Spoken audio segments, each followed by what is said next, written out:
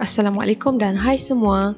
Okey, ingat tak dalam video resepi sour cream bun kek saya ada janji nak share macam mana saya buat kek Goop supaya kek tak melekat pada pan dan mudah nak dikeluarkan. Okey, caranya sangat-sangatlah mudah. Kita hanya perlukan 3 bahan sahaja, iaitu tepung, minyak,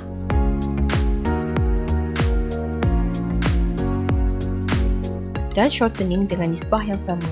Sebagai contoh, dalam video ni saya hanya gunakan 1 tablespoon untuk setiap bahan tersebut. Lepas tu kita just perlu kacau-kacau je guna hand whisk sampai sebati.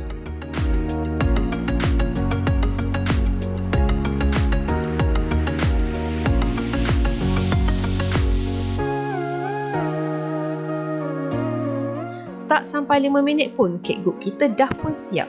Senang je kan? Kek Goop ni boleh digunakan untuk gris loyang untuk apa-apa sahaja resepi kek yang kita nak buat.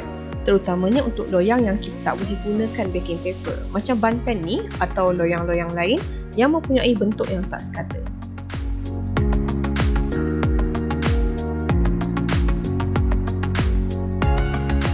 Anda boleh lihat betapa mudahnya kek dikeluarkan dan tak melekat langsung pada pan. Okey, itu saja sharing saya untuk kali ini. Selamat mencuba ya!